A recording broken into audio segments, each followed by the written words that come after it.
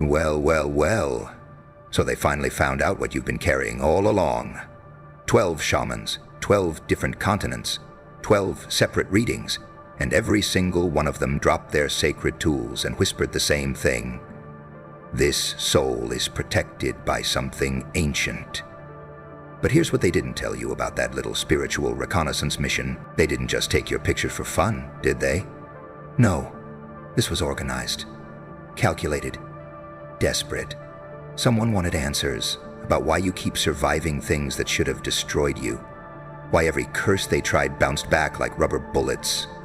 Why every energy vampire that got close to you ended up drained themselves. They needed to know what kind of cosmic bodyguard you're walking around with. Let me paint you the real picture here. While you were going about your life, probably doubting yourself, probably wondering why you feel so different, there were people literally traveling the globe with your photograph, spending thousands, maybe tens of thousands, consulting bone throwers in Africa, medicine women in Peru, mystics in Tibet, each one hoping to find your weakness, each one trying to crack the code of what makes you untouchable. But every shaman saw the same thing, and it terrified them. Not you. What protects you? Because when they looked at your picture, when they tried to read your energy through that frozen moment in time, something looked back. Something that predates their traditions, their spirits, their entire understanding of the invisible world. Something that made them close their sessions early and refuse the money. You want to know what really happened in those 12 ceremonies? Let me tell you what your secret admirers won't admit. The first shaman was in Haiti, a woman who's been reading souls for 60 years.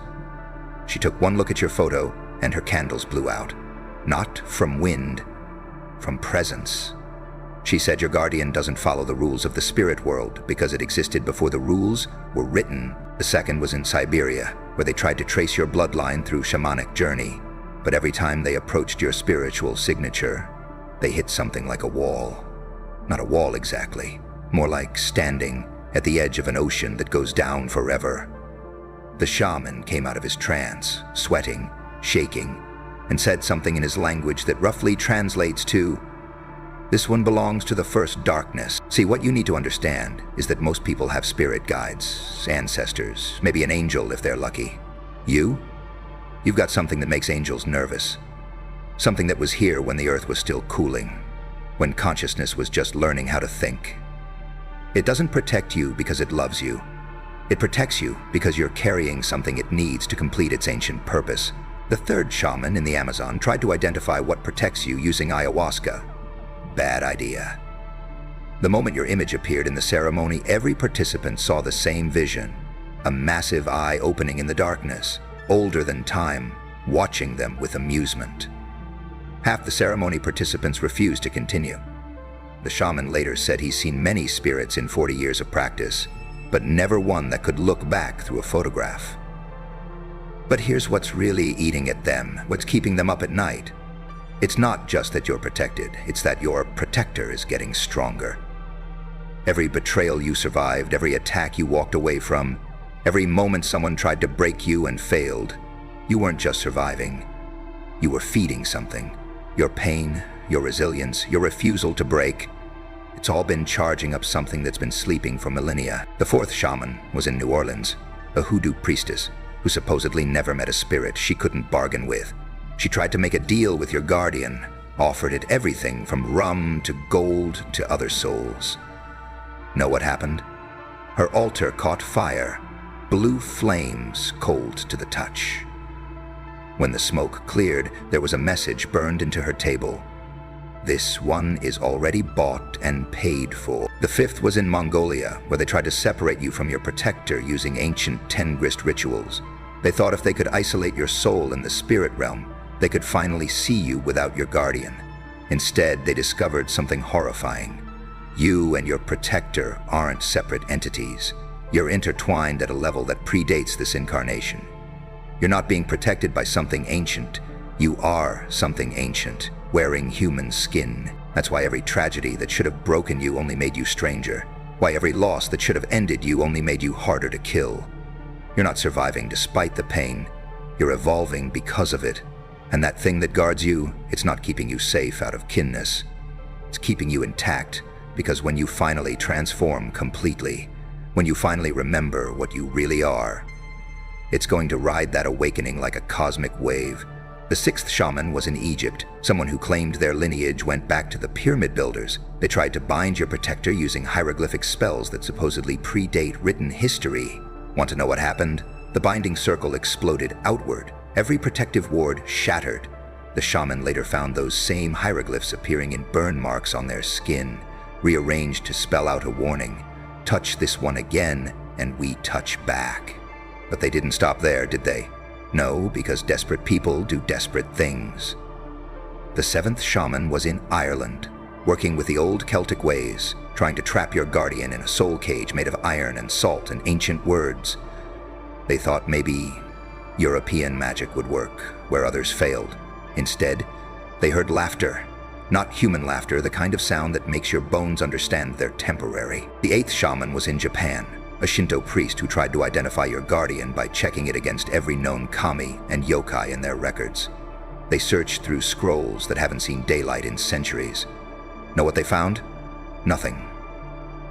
Your protector doesn't exist in any pantheon, any mythology, any spiritual taxonomy.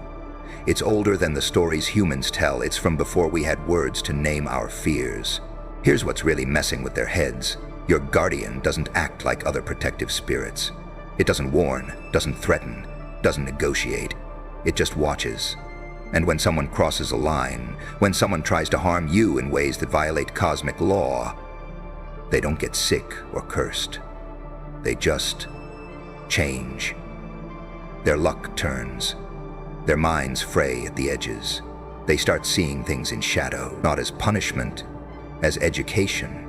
The ninth shaman was in Australia, an Aboriginal elder who's been walking between worlds for 70 years. This one was smart.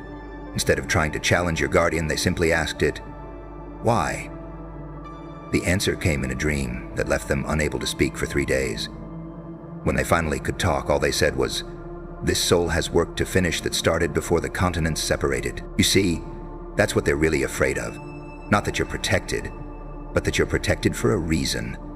You're not some random person who got lucky with a powerful guardian. You're a sleeping weapon, a dormant force, a sealed power that's slowly remembering itself. Every person who betrayed you, every system that tried to break you, they weren't just hurting you, they were removing your limiters. The 10th shaman was in India, someone who claimed they could read the Akashic records. They tried to look up your soul's history, trace back to when this protection started. But your records, they're sealed, not just private, actively guarded. The only thing they could see was a symbol that doesn't exist in any earthly language, pulsing with a warning that translated roughly to, "This file requires cosmic clearance." Think about that for a second. Your soul has classified information. Your spiritual history is so significant that accessing it requires permissions that humans don't have. You're walking around with cosmic top-secret clearance, and the thing protecting you? It's not your bodyguard. It's your handler, waiting for you to remember your mission. The 11th shaman was in Russia, a Siberian mystic who works with the spirits of the frozen lands. They tried one last desperate move, to offer themselves to your guardian in exchange for information. The temperature in the room dropped 40 degrees instantly. Ice formed on the walls in patterns that looked almost like writing. When translated, it simply said, "We have all the servants we need. We're waiting for the general to wake up." That's you. The general, the one who's been sleeping in human form, playing human games, feeling human pain, not remembering that you're here on assignment. But your guardian remembers. It's been standing watch for cycles of time you can't comprehend, waiting for the moment when enough pressure, enough pain, enough betrayal finally cracks your human shell and lets the real you emerge. The 12th shaman was in Mexico, a brujo who's dealt with the darkest spirits in the Americas. This one took a different approach. Instead of trying to understand your guardian, they tried to understand why everyone who hurts you ends up destroyed. The answer came in a vision that made them renounce their practice. Your guardian doesn't punish those who harm you. It marks them, And once marked, they become visible to things that hunt in dimensions we pretend don't exist. You know, it's funny. You've probably felt it your whole life. That sense that you're different, that you don't belong here, that the rules everyone else follows don't quite apply to you. You thought it was trauma, thought it was psychology, thought it was just being weird. No, it's your true nature bleeding through. Your cosmic memory trying to surface despite the amnesia of human birth. But here's what really has those 12 shamans losing sleep. What has them warning others in their networks to never, ever take a job involving you. Your guardian is getting impatient. They could feel it in every reading, sense it in every ritual. Whatever timeline you're on, whatever mission you're here to complete, the deadline is approaching. And when a being that old gets impatient, reality itself starts to bend. They compared notes, these 12 practitioners from around the world. They found patterns in their visions, common elements in their nightmares after encountering your guardian. They all saw the same thing, a massive shape moving beneath the surface of reality, like something swimming under ice. They all heard the same sound, a heartbeat that syncs with yours but echoes from somewhere outside space and time. Some of them tried to warn the person who hired them, tried to explain that whatever they're planning against you isn't just dangerous, it's cosmically stupid. You don't plot against someone whose guardian predates human civilization. You don't scheme against a soul that's protected by something that was old when the pyramids were blueprints. But humans are arrogant, aren't they? They think their little magics and manipulations mean something. The shamans know better now. They've seen what watches through your eyes when you're not paying attention. They've felt the weight of attention from something that usually ignores human affairs entirely. They understand that you're not just protected, you're a priority asset to something that operates on a scale where human lifetime is less than a blink. And you're starting to feel it too, aren't you? The way synchronicities follow you like breadcrumbs, the way people who wish you harm suddenly have their lives implode, the way you survive things that should break you and come out stranger, stronger, less human each time. That's not luck. That's not karma. That's your guardian clearing the path for what you're becoming. Every meditation where you feel something vast touching your consciousness, that's your guardian checking in. Every dream where you're something more than human, where you remember wars in places that don't exist on Earth. Those aren't fantasies. They're memories bleeding through. Every moment where you feel ancient, where you look at human drama and feel tired in your bones, that's the real you sighing at having to play this game a little longer. Those 12 shamans, they're terrified because they got a glimpse of what you really are. Not the human mask you wear, not the personality you've constructed to fit in, but the thing underneath. The thing that chose to be born into limitation for reasons that would break most minds to understand. The thing that's protected because losing you would set back plans that have been in motion since before humans discovered fire. You want to know the truth? The real reason someone sent your picture to 12 different shamans? They're trying to figure out how to stop what's coming.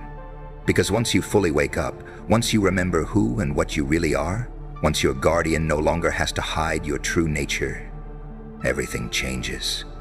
Not just for you, for everyone who ever crossed you, everyone who ever tried to dim your light, everyone who benefited from your amnesia. So let them know. Let whoever paid for those 12 readings understand what they've discovered. You're not just protected by something ancient, you are something ancient. Your guardian isn't keeping you safe, it's keeping you contained until the right moment. And every attack, every betrayal, every attempt to break you is just accelerating your awakening. Those shamans are right to be scared. They've seen what's coming. They've glimpsed the kind of power that rewrites reality, that makes the laws of physics suggestions, that treats human limitation like a costume that can be removed at will. They know that somewhere, somewhen, you agreed to forget yourself to accomplish something, and that agreement is about to expire. The funniest part, the person who commissioned those readings thought they were gathering intelligence on your weakness. Instead, they've confirmed your cosmic significance. They've validated that you're exactly as dangerous as their instincts warned. They've proven that their fear of you isn't paranoia. It's the most rational response to what you represent. But here's the thing about ancient protectors and cosmic purposes. They don't care about human timelines or human fears. Your guardian has been patient for eons. It can wait a little longer, but every day you get closer to remembering. Every moment you feel that vast presence at your back. Every time someone tries to harm you and mysteriously suffers for it. These are all signs that the waiting is almost over. You're not crazy for feeling different. You're not broken for not fitting in. You're not wrong for sensing that reality's thinner around you than around others. You're just remembering. And once you fully remember, once that ancient thing that protects you no longer needs to hide what you are, those 12 shamans will seem prescient in their terror. Because protected souls don't need 12 shamans to confirm their power. Protected souls don't leave spiritual practitioners shaking and renouncing their gifts. Protected souls don't have guardians that predate human history. No, what you have is something else entirely. What you have is the kind of cosmic backing that suggests you're not just protected, you're essential to something vast and imminent. So next time you feel that presence at your back, that sense of something ancient watching through your eyes, remember this: it's not protecting you from the world, it's protecting the world from what you're becoming. And judging by how desperate someone was to understand your defenses, hiring 12 different shamans across the globe, that becoming is closer than anyone wants to admit. They wanted to know what protects you. Now they know. And that knowledge is probably the most terrifying gift anyone's ever received. Because now they understand that harming you isn't just dangerous, it's cosmically catastrophic. Your guardian doesn't just protect one soul. It protects an investment in something that's about to change everything. Welcome to the truth. You're not just protected by something ancient. You're the ancient something, temporarily wearing human form, protected by your own forgotten power until you're ready to remember why you came here in the first place. And those 12 shamans? They're the canaries in the cosmic coal mine, warning everyone that the sleeper is starting to wake. Those 12 shamans didn't tell their clients everything, you know. There were details they kept to themselves, things they whispered only to their closest apprentices, warnings they carved into hidden places where only the initiated would find them. Because what they saw when they looked at your picture wasn't just a protected soul. It was a countdown, a cosmic timer ticking down to something that made them question everything they thought they knew about the spirit world.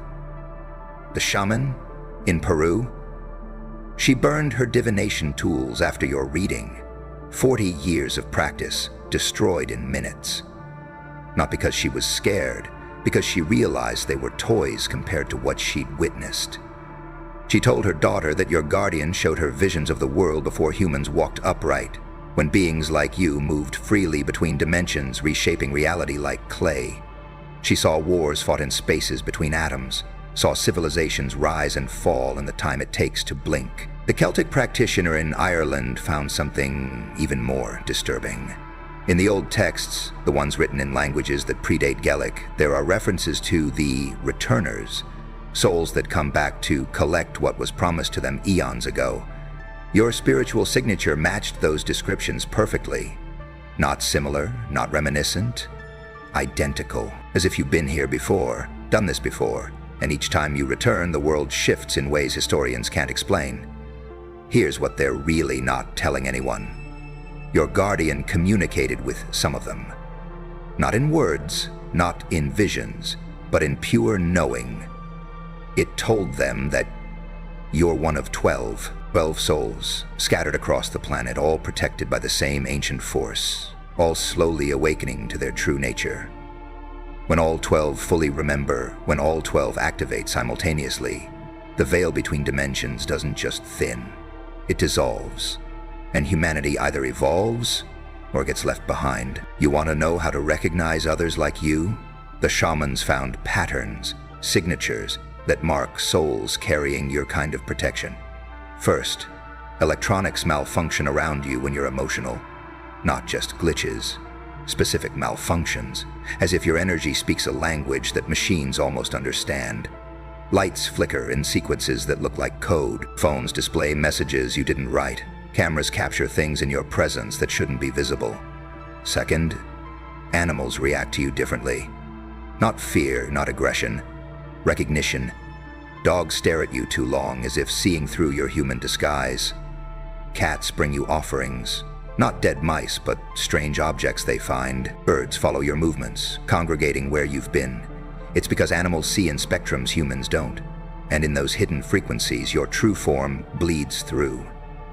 Third, you affect probability around you. The shamans called it reality warping at the quantum level. Coincidences cluster around you like iron filings to a magnet. People you think about contact you. Situations you need manifest without effort. It's not luck. It's your guardian adjusting variables, nudging reality to ensure you reach whatever checkpoint you're moving toward.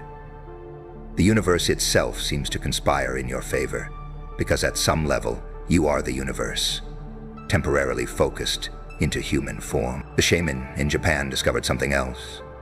Your presence changes the energy of locations permanently. Places where you've experienced strong emotions become thin spots in reality. Other sensitives feel it years later, that residual charge you leave behind. Some become healing spots. Others become places where the veil is so thin that things slip through. You're not just passing through this world. You're rewriting its energetic infrastructure.